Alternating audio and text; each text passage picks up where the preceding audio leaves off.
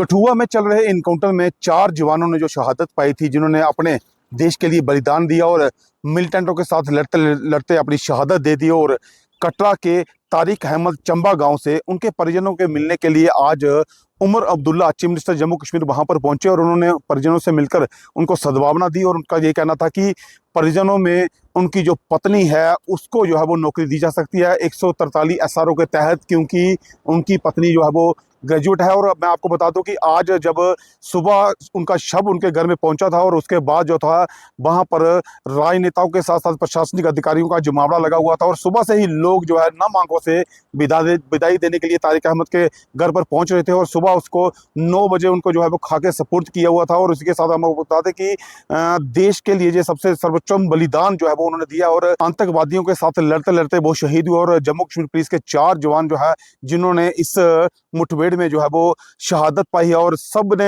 नम आंखों से उनको विदाई दी है। और हम आपको बता दें कि आज 9 बजे जो था उनको सुपुर्द खा किया हुआ था। सुबह से ही जो लोगों का तांता जो था उनके घर में लगा हुआ था, नम आंखों से लोग विदाई दे रहे थे। और आज जम्मू कश्मीर के चीफ मिनिस्टर उमर अब्दुल्ला भी जब उनके घर पर पहुंचे तो उन्होंने भी उनके परिजनों से मिलकर जो सद्भावना दी। हम आपको बता दें कि अपने पीछे वो अपनी पत्नी, वो माँ बाप, लाचार माँ बाप और एक 4 साल की बेटी को छोड़कर चले गए हैं और देश के लिए वो सर्वोच्चम बलिदान उन्होंने दिया है।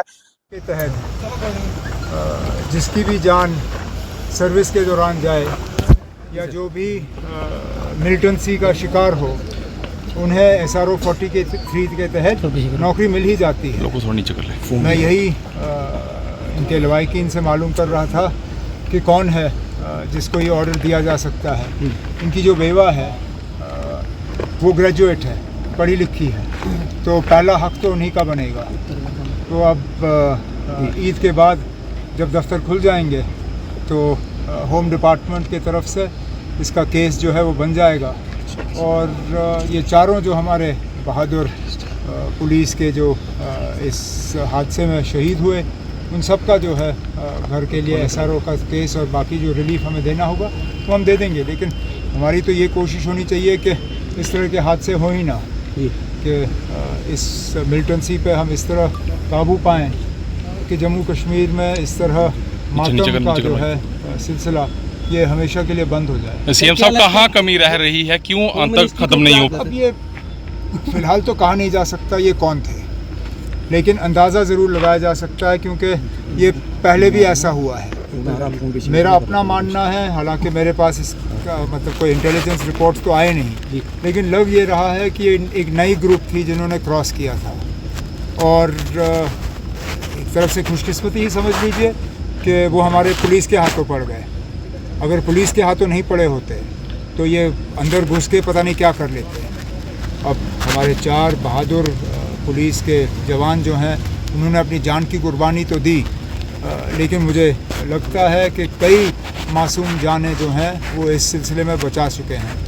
और आगे जो इसमें तहकीकात करनी होगी वो एजेंसियों की तरफ से तहकीकात होगी। सर क्या मानते हैं कि घाटी की जगह आप जम्मू में? नई बात नहीं है, पिछले 3-4 साल से आप खुद देख रहे हैं कि जम्मू के कई इलाकों में इस तरह के घटनाएं जो हैं वो देखने को मिली।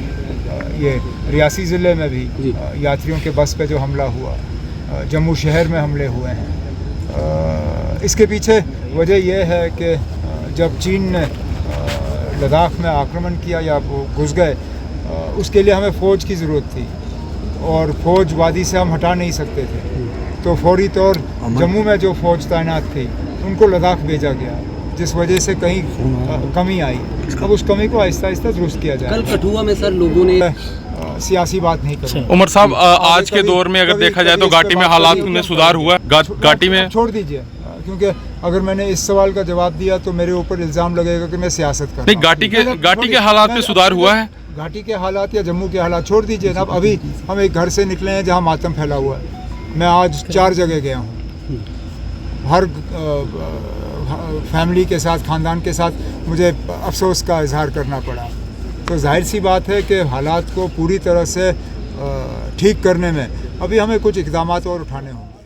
दैनिक सवेरा के लिए अरुण शर्मा की कटरा से रिपोर्ट।